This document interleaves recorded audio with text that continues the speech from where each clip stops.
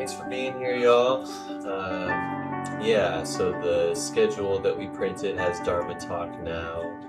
I know in the past we've done Dharma Talk in the middle period of this block, which I think I like because then it gives us something to sit with. But I just figured since it's on the schedule and we sent it out and people are planning on it, maybe just stick with it. Um, and I think that kind of points to something interesting about sesshin, which is just the schedule as a container. Um, and really the practice of really just letting go. Like I just keep imagining this image of, letting go from the cliff and just falling into the schedule. Um, it's such a powerful practice. And particularly, I mean, I don't know, it's not really worth saying, the first couple days are the hardest. But in a way, our bodies and our minds and our rhythms are kind of getting used to the schedule. And there's a lot of resistance. I don't know about you, but I have a lot of resistance. Oh, God, another period, another 3 periods. Oh, God, I gotta go work now. Um, and so to really just um, let go, let go, and just trust the schedule. Let the schedule be the net that you can just totally crash into. Um, is really, I don't know what the adjective would be, but powerful, powerful. Watching my preferences, my desires, my tendencies, give in to the schedule, lose to the schedule. Um, I don't know why, I don't know how, but it's just been a very powerful practice for me throughout my practice life. I'm sure there's a similar thing in the military. I'm sure there's a similar thing even in school. Just going to school, the bell rings, you gotta go to class. So much growth and maturation we go through in the school years, maybe not unrelated to that kind of scheduled life. So yeah, to really see the schedule as a gift as we keep going. And when you're so tired and your knees hurt and you're frustrated and you just can't wait for Sunday or Monday, um, just dive into that schedule. Fuck it all. Let the schedule catch you. Um, Not an easy practice, and I always like to encourage everyone to give themselves a pat on the back in a way for doing this practice. And it makes me think of, I saw recently an interpretation of the 3 pure precepts, which I think most of us are pretty familiar with now. And the way I usually have seen it translated is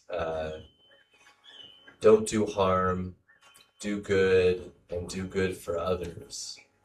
But this particular translation I saw, the third one, was cultivate the awakened mind for the sake of others, which is very specific, a very specific kind of doing good for others. Um, and they may not be different necessarily, but that framing, I think, is a good one for sesshin. That this is a way, the way, I'm not here to say, to cultivate an awakened mind. And if I'm doing that to serve myself, to be cool, to get answers, to get laid, to get power, to get a title for myself. Probably bound to be disappointing. But to let go into the schedule for the sake of others, um, I don't know, that keeps me going. And all the moments that come up, why the fuck? Why the fuck are we doing this? That's it's an okay answer. It's an okay answer for the sake of others.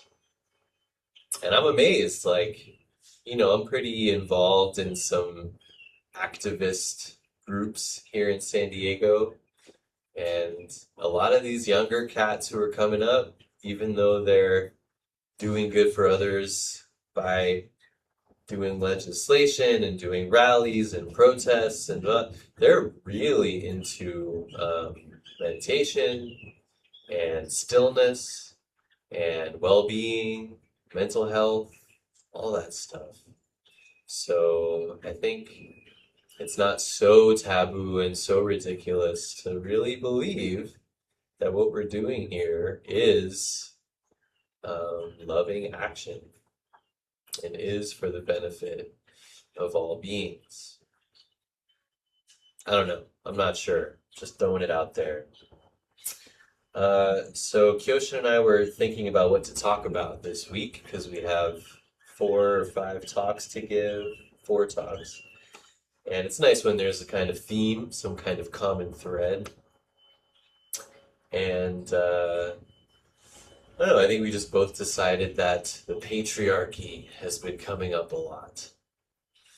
And so, I don't know, I usually like to tie the theme to summer or Jukai or the welcome center we're building. I don't know, something relevant temporally. But this seems really important. And recently looking at our Dharma Talk schedule throughout the year, other than Kyoshin and one appearance from Seisen, and now one appearance from Kosei, it's all men. It's all men. And it's been that way for a little while.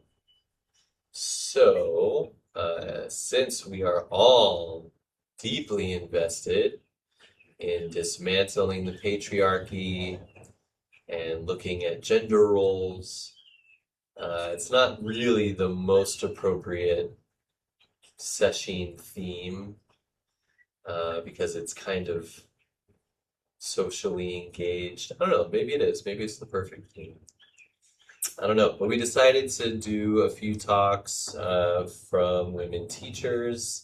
We're going to use the Hidden Lamp, which is a collection of essays on various koans and other Buddhist stories and liturgy with commentary from women teachers. Although I'm seeing here that the foreword is by Norman Fisher. Okay. Don't know how to feel about that. But everyone else is a woman. And of course, one of those women is our very own founder, Seisen Roshi. So this is in the library if anyone wants to read it. And so I don't know, I just kind of picked a random one. I saw a story that's about vow. And insofar as Jukai is about taking vows publicly, I don't know, I just decided to go for it. So I hope it's somewhat relevant to your sesshin experience, and I'll try to do my best to not talk too theoretically. So yeah, each chapter is a story or koan, and then there's a short commentary. So this story goes, once, long ago, the woman who would become the goddess Tara was a princess whose name was Moon of Wisdom. She was wise, compassionate, and devoted to the Dharma. A monk once approached her and said, Because of your virtuous actions, you have been born into a human body, but unfortunately, it is a female body. If you want to attain complete awakening, pray that you will be reborn in a male body. She replied,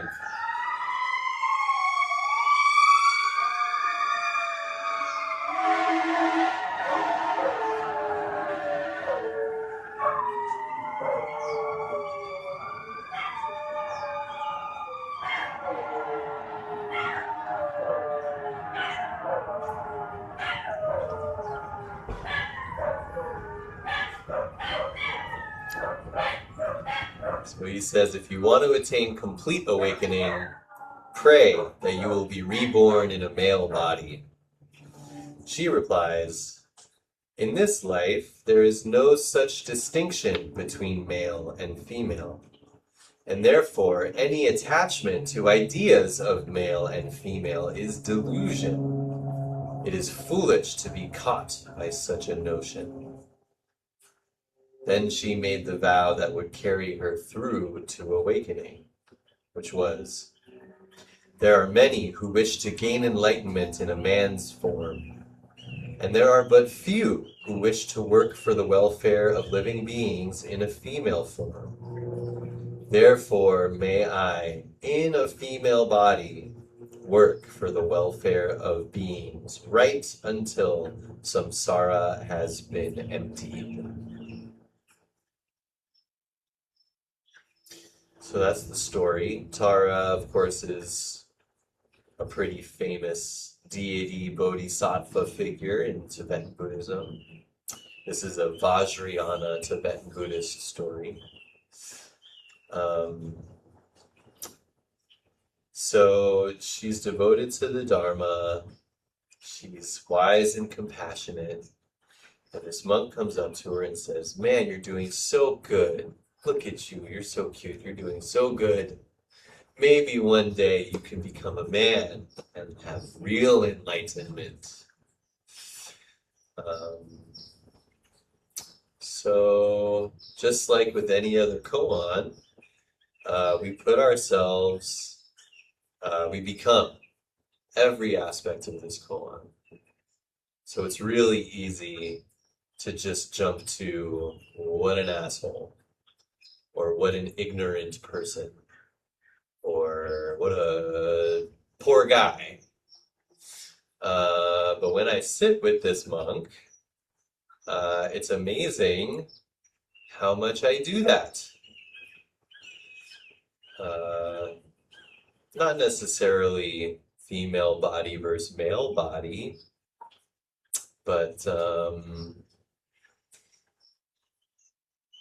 I don't know, like when we did the Bearing Witness retreat downtown, giving out Valentines to the unsheltered folks, I realized when we were talking about it, how much I, see it as like, oh, I should go help them. They're the needy ones, and I'm the one, oh, you're trying so hard, let me help you. Maybe one day you'll get unhoused, or you'll get unhoused. Well, maybe they're living the perfect life right where they are. Maybe they are their whole authentic self right where they are. I don't know. Children. I often take children for granted, assuming that because of their undeveloped form, that they are, maybe one day you'll become a good adult if you pray hard enough. Animals, I do that too. And even just in subtle ways, friends who I think are worse at this or that, or, oh, how unfortunate you,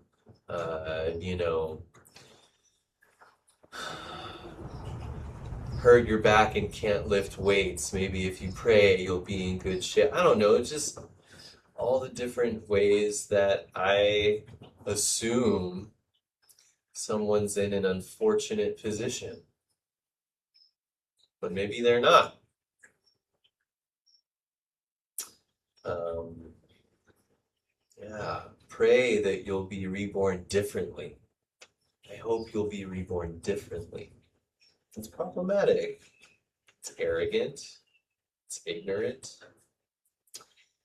Um, and it's totally human. That's the point, right? Like, I think if we all look hard enough, I think we might see ourselves in this guy in some way. Um, so totally human. So instead of castigating this guy, this ignorant asshole, um, we share his reality, as unfortunate as it may be. So then she replies, in this life, there is no distinction between male and female. That's a lifelong koan in and of itself. Um, I saw that for the first time ever. I got the tiniest little glimpse of that recently, within the last few years, because of Mokon, one of our members or affiliate members here. For some reason, at that moment, they said, "What is this male and female anyway?" And it just really hit me like, "Oh, hmm."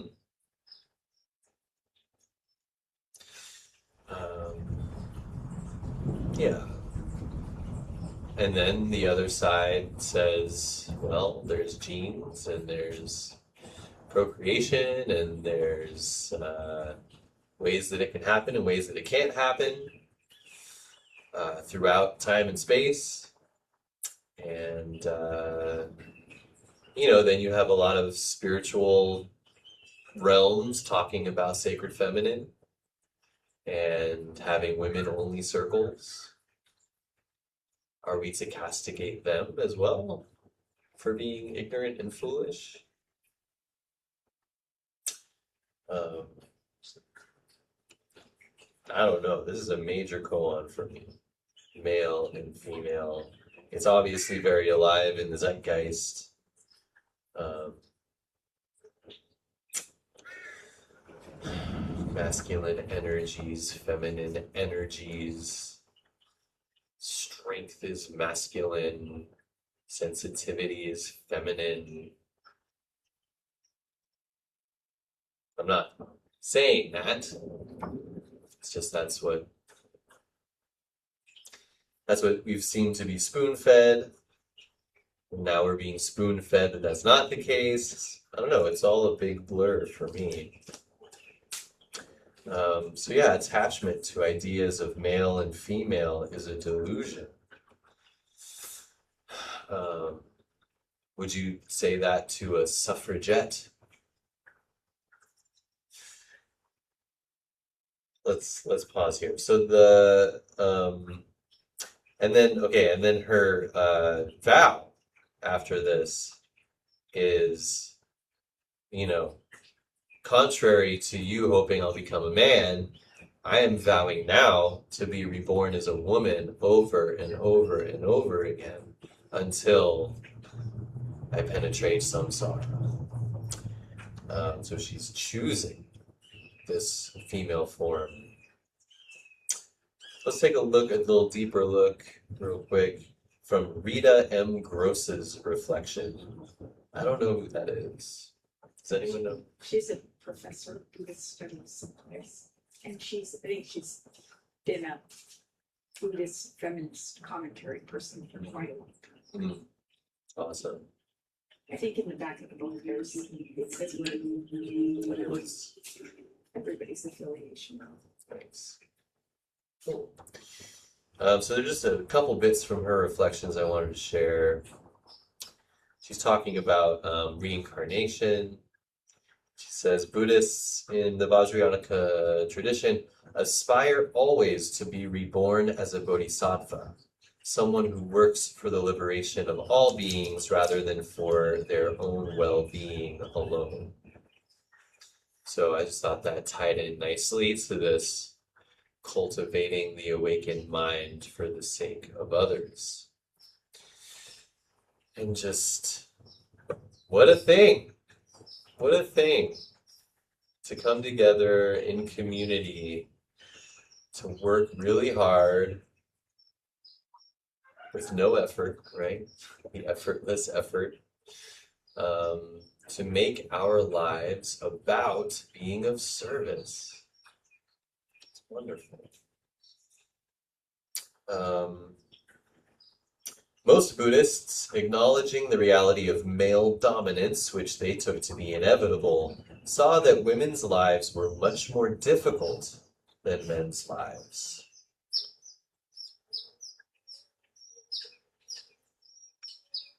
So this is also an interesting one to sit with.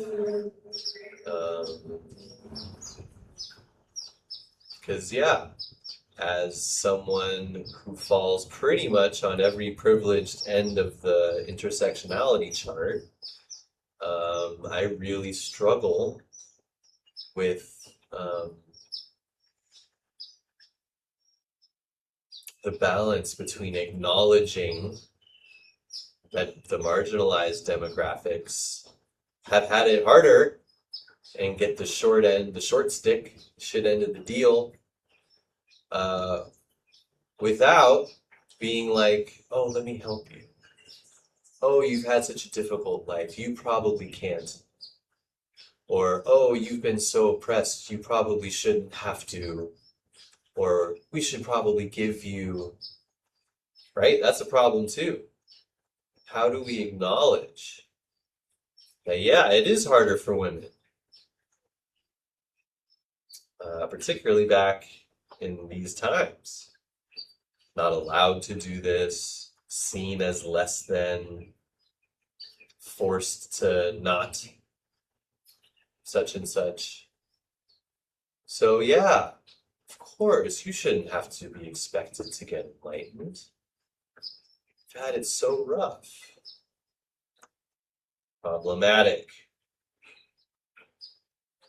Um, yeah, I'm sorry if this is triggering for anyone. I'm just being honest. Um, and it's a tough one. It's a Yeah, how do I acknowledge and be sensitive to oppression and respect everyone's agency to be able to do whatever they want to do, regardless of the obstacles in their path? Something like that. Um, let's see. Beings may appear to be male or female, but in reality, those are just words, just labels, just concepts possessing no inherent essential reality. You can make a lot out of those labels if you want to, but it is very foolish. Same kind of thing. Um, it's so hard. I just want to pose these difficult things. Again, that we're in sesshin, so this isn't really the time for deep contemplation. Um, but I just want to kind of plant these messy, schmeary uh, invitations to help us just let go into the schedule, I guess. Um, so yeah, the Black community is living with the inherited trauma of hundreds of years of slavery.